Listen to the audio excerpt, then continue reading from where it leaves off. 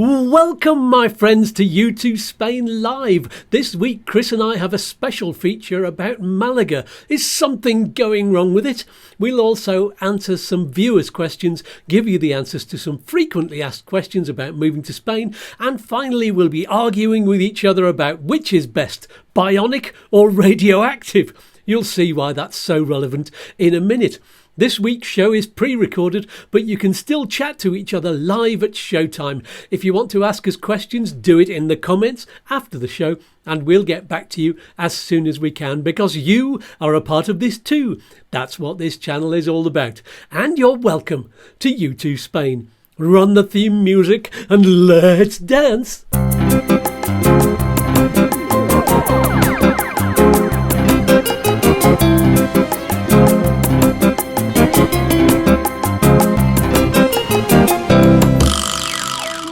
Oh, that's groovy. And speaking of groovy, let's meet my regular fortnightly expert guest. He's my best mate and yours. It's Chris from Upsticks. Well, it's great to see you, as always, but you've had a bit of a crap time of it recently, and it's all relevant to the show. So tell us a little bit about that before we start. Yes, I managed to, about 3 weeks ago now, fall over and break my humerus bone quite badly. So they had to operate on it and stick various new parts in me to make sure that it'd be good moving forward. Brilliant. Well, it wasn't brilliant.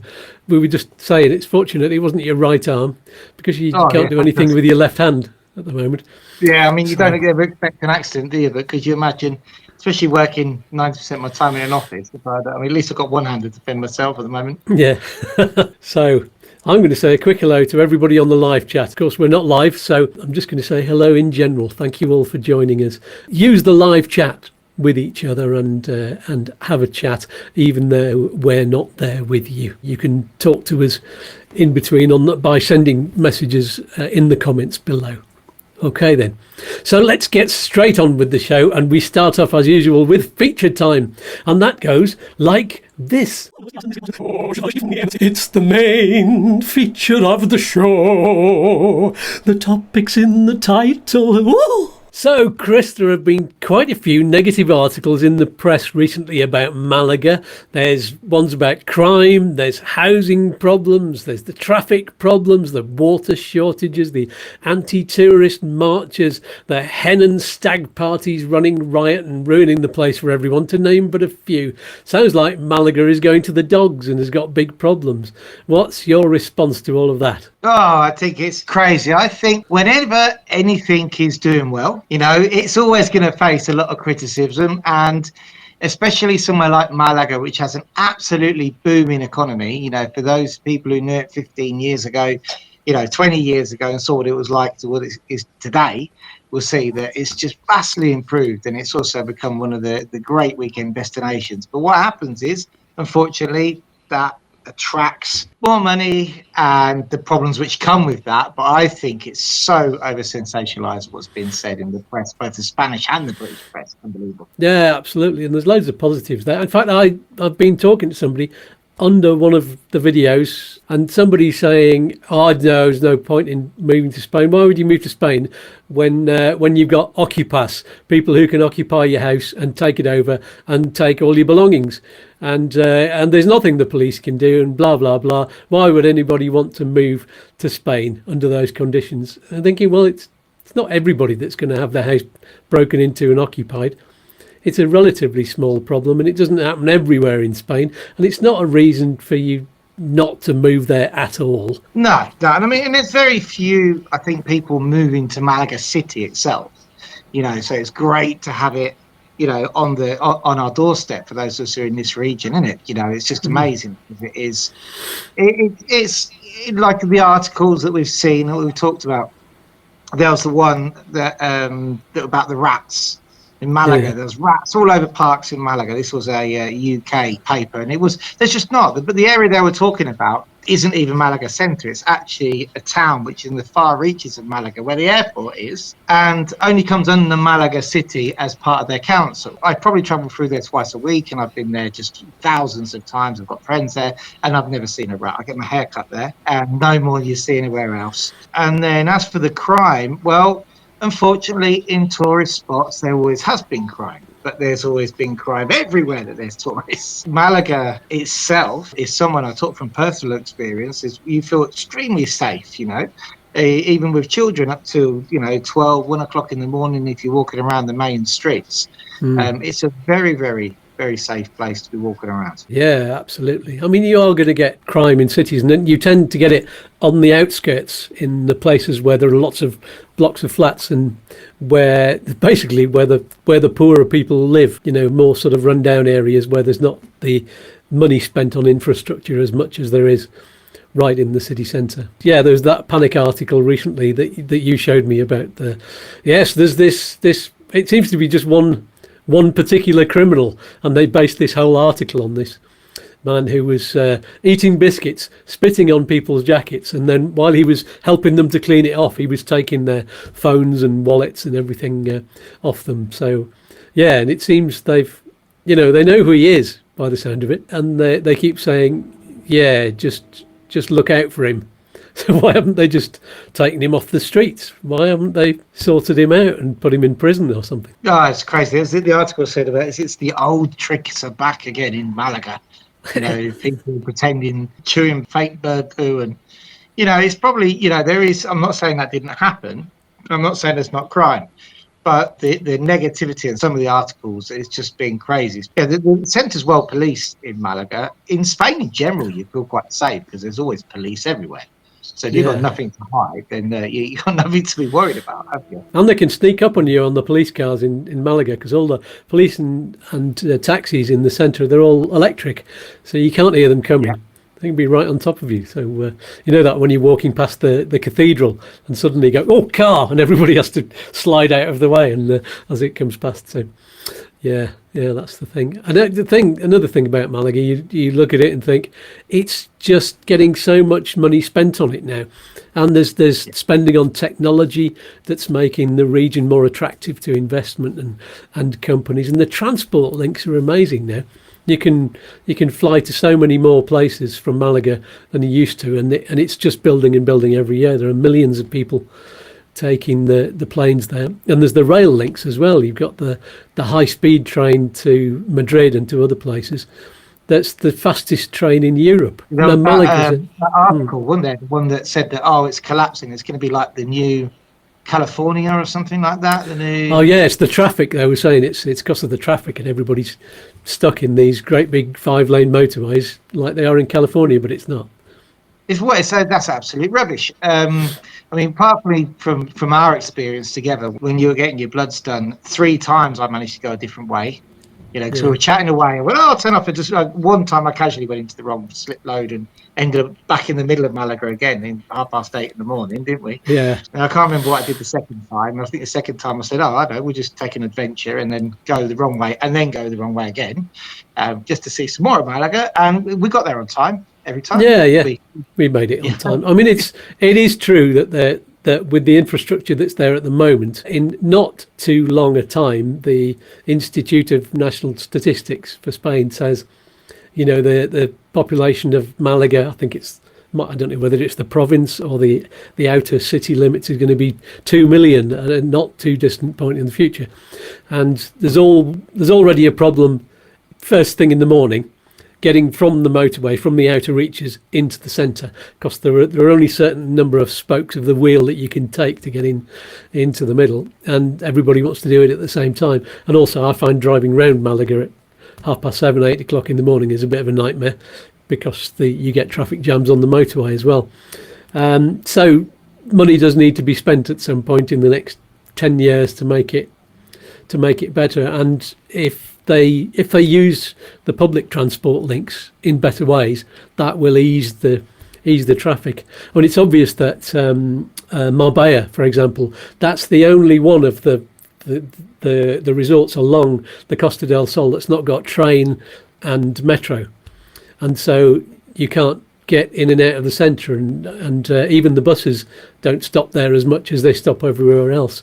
So you can get a train or a bus from Fuengirola all the way along to Torrox and further on and up towards Almeria, but you can't do it in Malaga. So everybody uses their cars to get into the centre, which is why it's one of the most congested places in the area. So there's things like that need to be sorted out eventually. And the water as well, the water shortages, they're going to have to build bigger desalination plants and get better tubes to get the water to different places in the region as well. But that just needs spending and good thinking, good planning. Yeah, I mean, that's regional government stuff. I mean, they really should, because they're very encouraging of investment in the area, which again generates its own bad press, because evidently prices go up. In terms of, I think we have to be aware that Malaga is no longer, it's not a cheap Spanish. Spain itself isn't cheap anymore. No, not anymore. No. It's reasonable, but it's not cheap anymore. And Malaga is, again, it's a weekend break place. So it is difficult for people who are on a Spanish wage, should we say, which is like the minimum wage. So people who are working in the centre, quite possibly now, wouldn't be able to live there. But that's normal of most big cities. That's not like Malaga is suddenly pushing people out. That just happens with growth. There is the element that the public transport is good anyway. So there's always going to be a negative to a positive. And when a city like Malaga grows like it has done, it's always going to displace some people from the centre, isn't it? And it's always going to upset some people. But, ultimately, it's great for the province, for Andalusia in a whole, as a region. And when we look at Andalusia as a region, it has always been quite a downtrodden region when you look at it for the rest of Spain.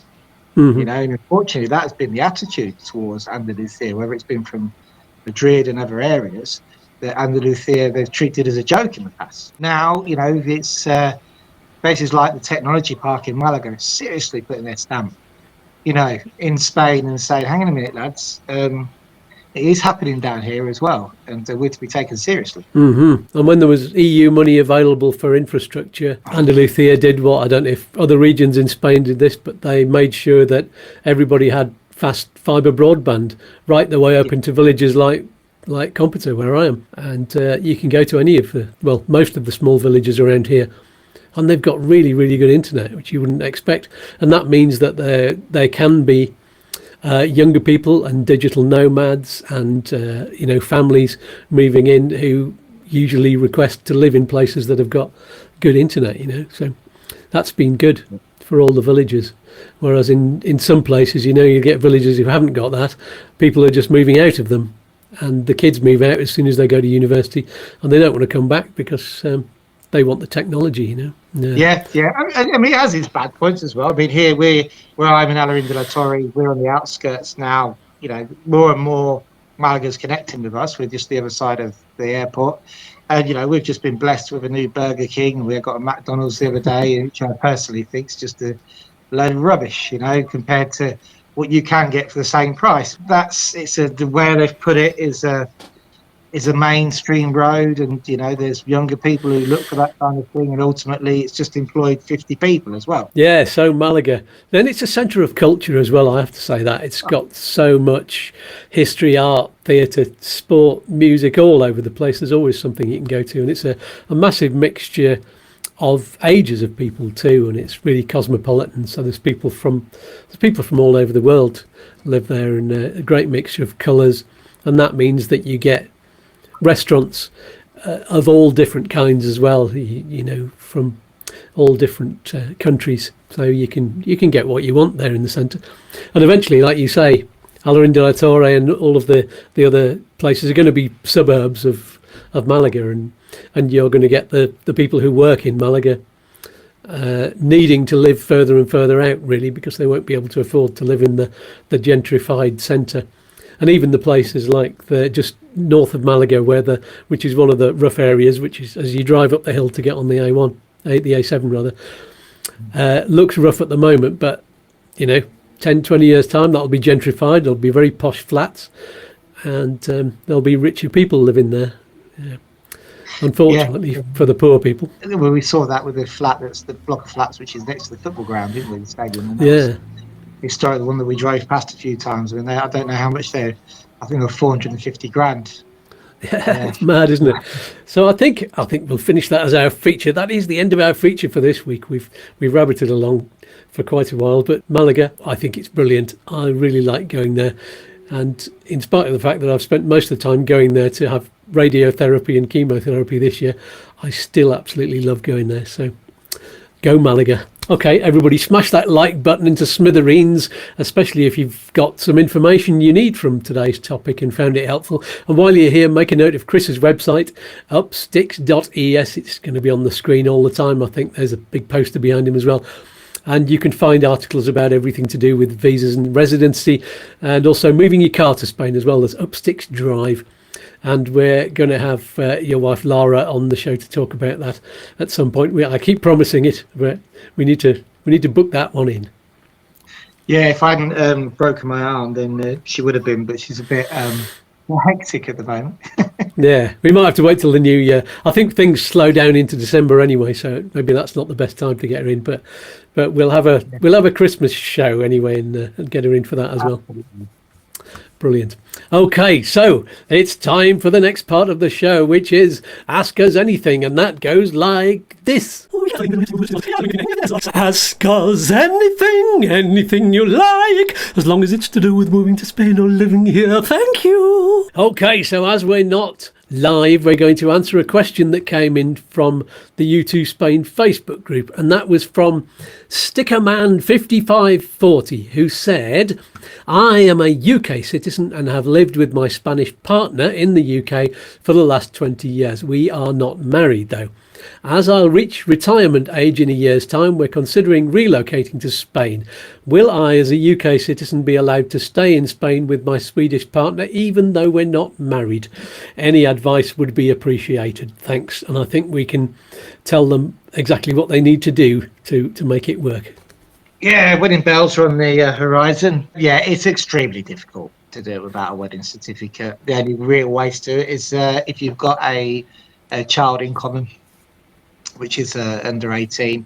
But no, you need our experience is that it's virtually impossible. You do need to be married.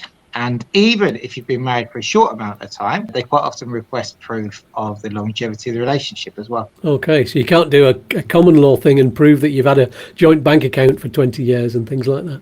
No, I mean, ultimately, everything goes down to the decision makers at the subdelegation under the government. But, you know, they normally just ask for a minimum, what they call a pareja de hecho in Spain, so that you register as a civil partnership in Spain. That's about the minimum that you can sort of get away with. So, and how do you do that then? So you register in a pareja de hecho. It's an application to the government actually here. You can do it through your town hall, and they're going to ask you for documents which relate to the fact that you're actually registered on the padrón here together. They're going to ask for proof of your relationship, of how long you've been together. This could be done with things like journeys, like stamps in passports which coincide, anything, joint bank accounts, mortgages, anything that you have financial together. And then you can register as the pareja. That takes a while though. So what happens at times is that the person who comes in, who's then registering as the pareja de hecho, may actually be here legally for a certain amount of time, because it goes over the 90 days while they're registering,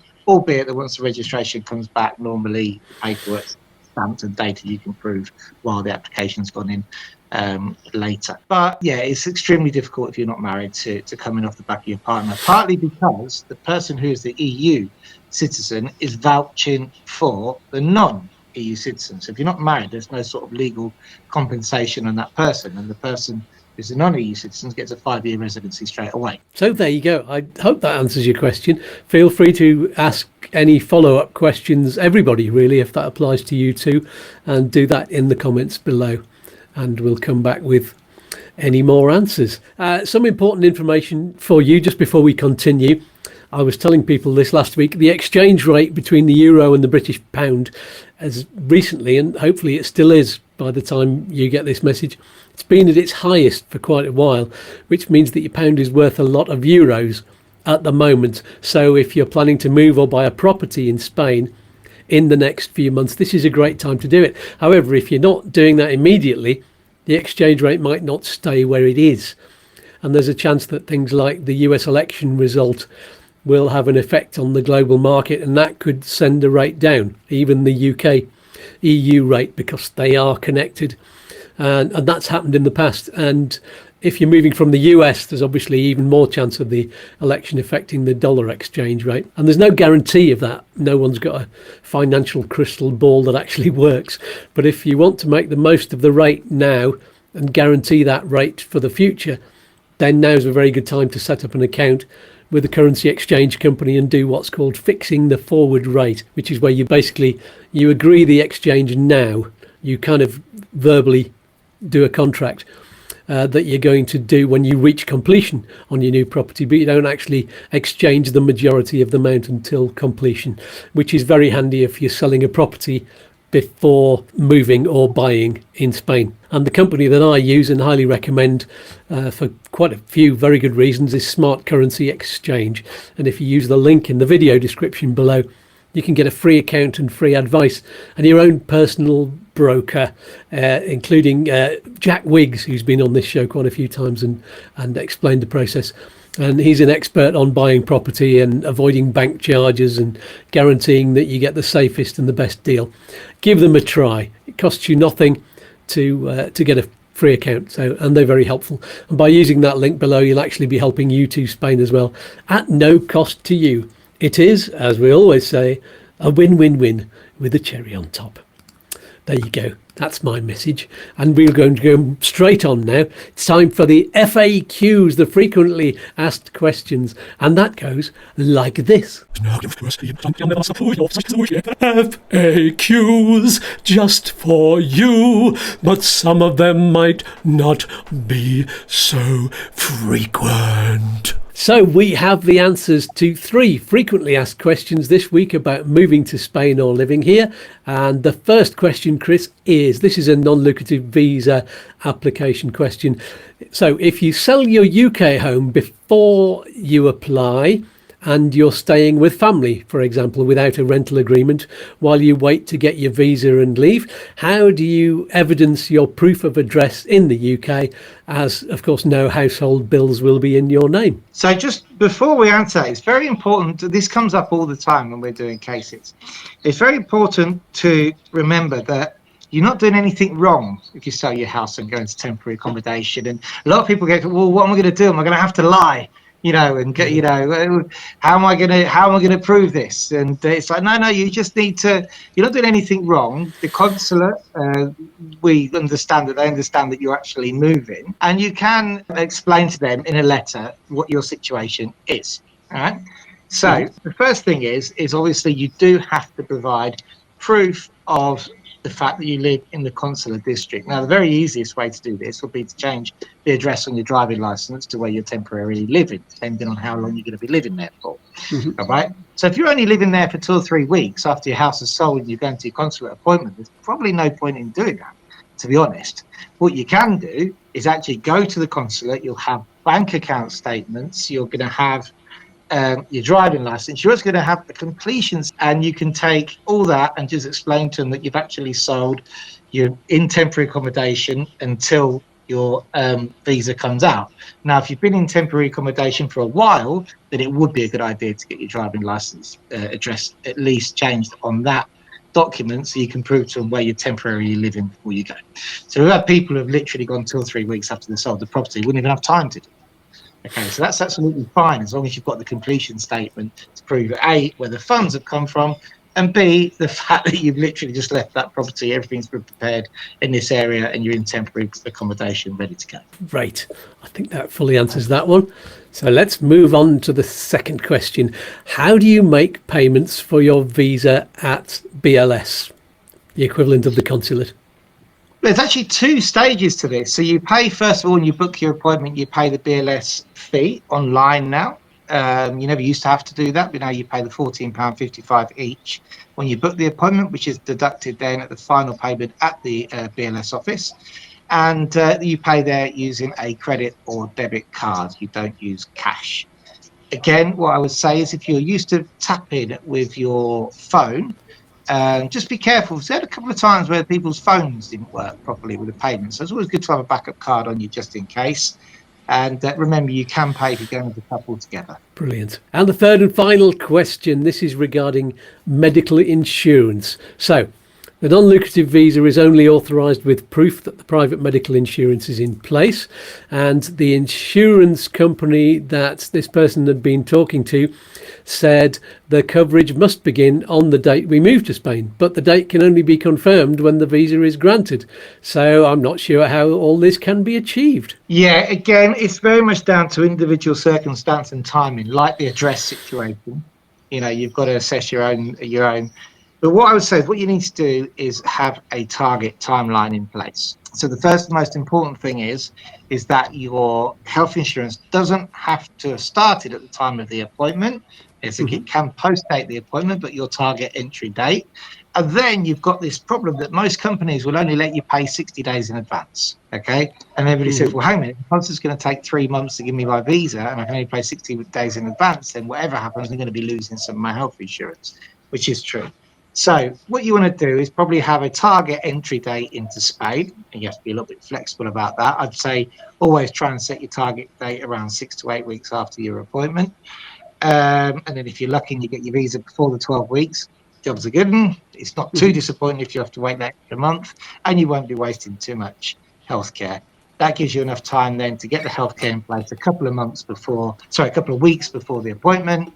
To say you're going on the 15th of September, you could put your healthcare start date for the 1st of November, for example, if you wanted to be in November, December sometime. The only thing, again, if you have an immediate entry date into Spain, i.e. you're ready to hit the ground running, and as soon as you get that visa, you're leaving, there's no need for you to be in the UK, I would bring that date forward to show the consulate that you've got intention of coming in as soon as possible. Because if you do put a start date at, say, the 1st of November, if you're going in September, then they're going to say, it doesn't want to be until November, so that's fine.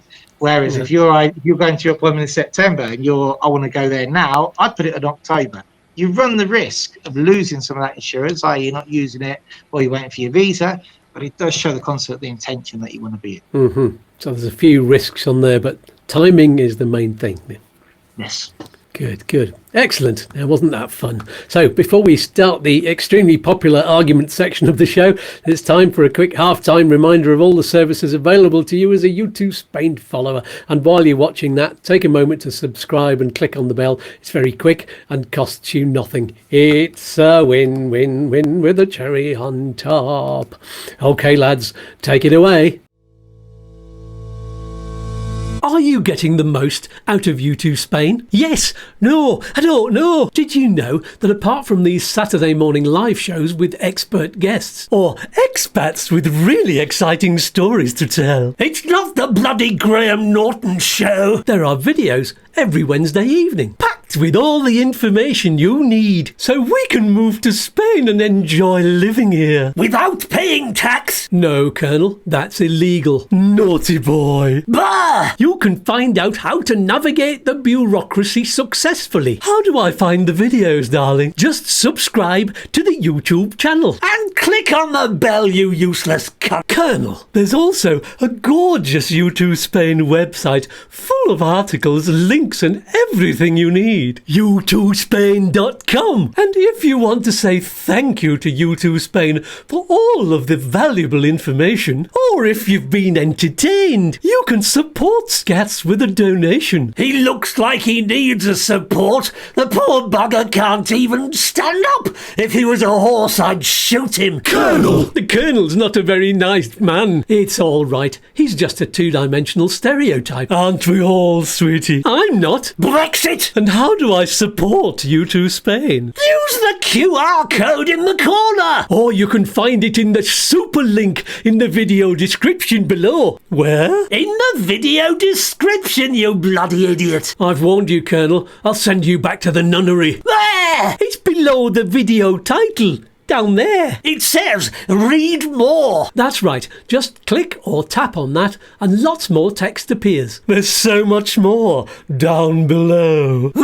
And don't forget the Facebook page and the YouTooSpain community group, darling, where you can talk to other people just like you. There's no one like me, sweetie. Thank goodness. Is that everything? There's a guest waiting to tell me things. Oh, I do like things. Where's Doogie Dog? I'm stuck behind a wall. Oh, sorry, Doogie. Follow my voice. Thank you, Master. Get back back to the show. I need to go and punch some servants. Oh, Colonel. Back to Skatz in the studio. Thanks, lads. That was very informative. And so we move on very quickly to the final part of the show, the bit you've all been waiting for. It's the big debate. Normally, Chris and I agree about most things on the show, but you can't agree about everything. So we're going to have an argument about the important things in life.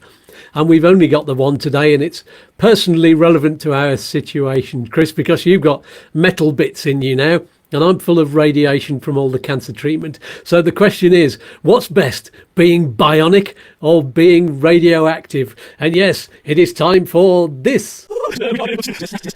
Chris says, Skatz says, Chris says, Skatz says, it's the big argument. Right then, Bionic Chris, what's so special about being bionic? Oh, by being bionic, I mean, it's fantastic, isn't it? Look at this. I mean, now you can't really see it now, but hopefully after Tuesday, when I start the physio, whatever it is I'm supposed to be doing, we'll be able to get it through the T-shirt, maybe. Yeah. But I mean, being bionic, the first thing I can say is, I mean, I didn't know. Apparently, this is quite old technology, what they've used on me. I thought that the brake was quite bad. You've seen this X-ray. Yeah, it was just completely shot through, wasn't it? Gone. And so if I'd have been in a cast, they said, well, it wasn't castable, but if it was, it'd have been a minimum of 3 months, and it quite possibly wouldn't have been a full shoulder brace. Wow. Right? Whereas now I did have that for a week. Well, before they operated on me, which I have to say was a horrific week. But when they operated on me, do you know, I've only got 12 staples in me. Wow. They just did a bit kind of underneath the arm and then one near the elbow, was it? That's where they went in. No, it's on top of the elbow. There's 4, 12, 3, 4, 10. Yeah, 12. So they've got 4 where they put the rod in and through the top and into the bone. Apparently, they use X-ray technology to line it all up and get it in. It's that what they look kiddie game. And then there's 2 screws that holds it in, and then it's screwed into my elbow at the bottom. Wow. And then when I woke up, dazed after 3 hours surgery, I didn't have a cast on or anything. I just had the brace that I'm wearing now, and I thought, oh, hang on a minute, what's going on here? I expected to see bruising and staples all over the place. Couldn't see anything. No. And that was it. And then basically 2 weeks, well, on Tuesday, I can start physio already. So that's happening. So that's a great thing about being bionic, is the technology. I think the funness of going through the airport and making a noise. Now, if anybody has got a bionic arm, please let me know, because I want to know if it's going to beep or not when I go through, and if I'm going to need to take paperwork with me. It's also a good story to tell, and I've met quite a community of people who, when I've been working and stuff, I said, sorry, I've been off. You know, they said, oh, would you have to? I said, oh, I had my arm pinned. They were like, oh, I've got pins in my foot. You wouldn't believe how many people are bionic. It's incredible. It's like a club that you've joined, isn't it? Yeah, I'm definitely. And then obviously the other thing is, during the process of getting bionic, your skill set using one hand, and thank goodness I still got my right hand, is amplified, because I certainly have a new found respect for like the Paralympics and stuff like that. I can tell you, because suddenly you've only got one hand and you're like, oh, hang on a minute, everything's a lot more difficult, but you do learn a lot. Yeah, absolutely. I have heard actually from people who've gone through the airport thing, and they're saying it depends on how big it is. So because yours is a rod, you probably will set it off. And yeah, I don't think you'll need any paperwork, because they've got X-ray machines. They'll see what it is as you go through. They'll know, but they'll still take you to one side and pat you down and make sure that you're not hiding something else, because you've got that there. Because you can imagine somebody who wants to smuggle stuff through is going to go, right, I'll get a thing put in my arm, because I'm doing this frequently. I'm a smuggler and coming through all the time. So if I get a thing put in my arm, it'll go beep beep, and you'll just go, no, it's this in my arm, and they'll go, oh, it's fine, you can go through. But no, they'll still search you afterwards. So There you go. It'll just delay you a bit, I think. Well, let's see what happens. I'm intrigued to see what's going to happen next time I fly back to the UK or something, if it's going to go off. They didn't. I asked the doctors, and they didn't say. I said, will it go off at the airport? They just went, I don't think so, really. There you go. You'll find out, won't you? I mean, it might do it sometimes and then not others. But Yeah. we shall see. So, has it given you any kind of super strength? Can you do what Steve Austin, the Bionic Man, used to do? Not yet. I will report back after my. It was quite funny. They call it rehabilitation, and I did have to laugh when Lara put that in the group, our business group. She went, "Oh, I can't go Tuesday because I have to go to Krista's rehabilitation." It sounded like I was like coming off of drugs or something like that. You know? It's not anything. You're not being rehabilitated from anything bad. They call that rehabilitación. So I don't know. When I go to that, I'm going to find out exactly what bionic strengths I'm going to have afterwards. Brilliant. Oh, we can talk about it on the next time then. Yeah. Fantastic. All right. Is it my turn now? I'm going to Go talk on then. about. Tell us what it's like to glow in the dark. Yeah, radioactive. I mentioned this on my video diaries what seems like a lifetime ago now. You remember the one I did about being having superpowers? So yeah. I'll remind people that I used to read comic books as a boy, and my absolute favourite was Spider-Man, and he was bitten by a radioactive spider which gave him superpowers, which meant he could climb up walls and had super strength and reflexes, and of course he had these spidey sensors. I don't know what it is about spiders that can see into the future, but that's one of his that was one of his powers, and it meant that he could anticipate what was going to happen, so he could dodge bullets and people's punches because he could just like move in slow motion like in the Matrix. Of course, he wasn't the only superhero who gained powers from some kind of radioactivity. There's this kind of long history, and it's since the Cold War, when there was all the nuclear weapons and there was the danger of there being a nuclear war, of people kind of gaining strength from this mysterious force. And the people who use it for the good of mankind were the heroes, of course. And the heroes to me and everybody else who was reading the comics. And then, of course, Marvel Comics, who created Superman and lots of other amazing heroes. They started making the movies, and now it's one of the biggest franchises in the world. So being radioactive is even bigger than it's ever been. So. And from my perspective, when I found out I had cancer and that radiotherapy was going to be the first part of my treatment, and I was told that the radiation would shrink and destroy Freddie, my tumour, it helped me an awful lot to make me feel positive about the experience, even though that I knew it was really not going to be pleasant, a lot of it. I mean, it's the chemo that's the worst bit, but the radiotherapy was could be doing a lot of other things to my body that aren't pleasant. So I put out to the world on YouTube that I was radioactive and therefore a superhero. And as I'm a great believer in mind over matter, and that the big battle goes on in your head, I think it's played a big role in my fight to defeat the enemy. So that's why, apart from the fact that I have superpowers, that's why radiation is the best, I think. So yeah, it's worked out well for me, I think. I'll find out in 10 or 20 years when I suddenly start coming out with loads of other cancers everywhere else. But hopefully by then they'll have found ways of doing different treatments which don't demand radioactivity. So there you go. Well, we're fortunate it's 2024. I mean, obviously this is a break, so this is fixable. It's not a cancer, but the treatment which is available even on the social security is absolutely amazing, isn't it now? And yeah, really, and it's really no different from the treatment you get on private insurance. They've got similar kinds of equipment. They've told me that they might use the robot technology to go in and operate on me and cut the thing out, or if it's available. Whereas if you were private, I suppose they'd make it available because you're paying for it.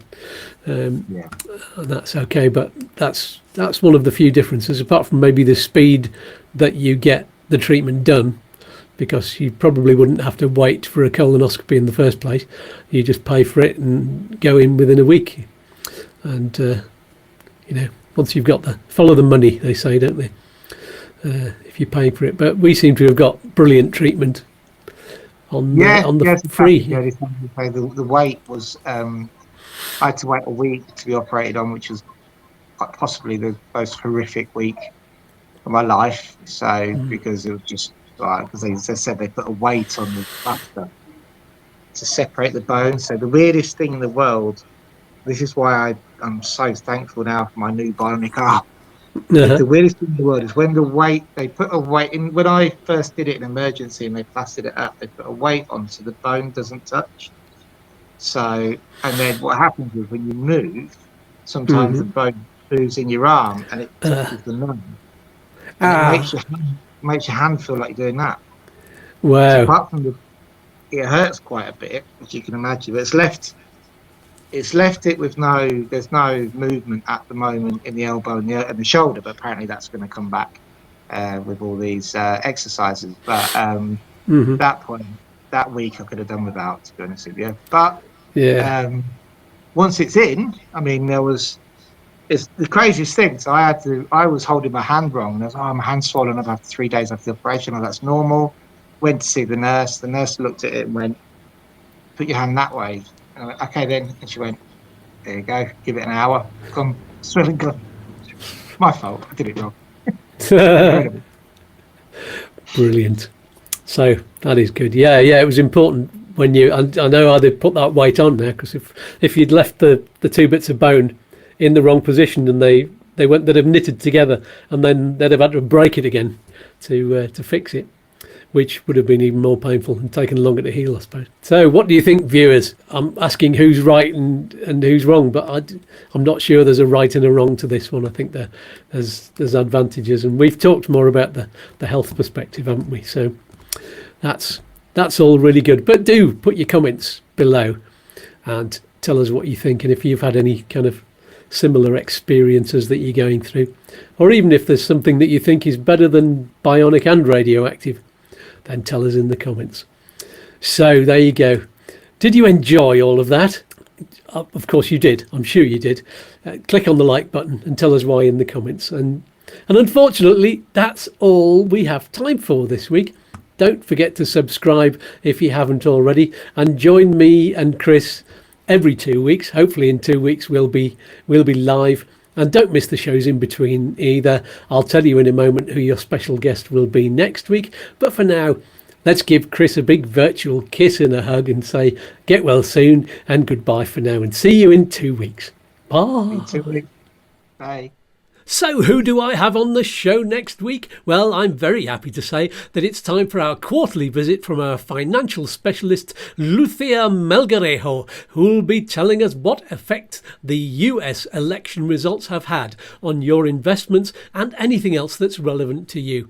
You can ask questions in advance on our Facebook group if you want, or just wait and ask live on the chat. Thank you all so much for joining us and leaving comments, hitting the like button and supporting us with donations and memberships. It's very much appreciated. I'll see you either on the midweek video or live on Saturday mornings at our regular time of 9 o'clock if you're in the UK or Ireland or Portugal, or 10 o'clock if you're in Spain or Central Europe. That's all for this week. Someone pass around the excellent Malaga cookies. Peace and love, peas and fluff. And here's one final message from all of the voices in my head at YouTooSpain. See you soon. Bye. Goodbye. Toodaloo. Peace and love, Peas and fluff. Oi, oi. Don't do anything I wouldn't do. one more cosmic dance. All right then. Look, Mum, I'm dancing. Oh, I'm all a quiver. Let's dance.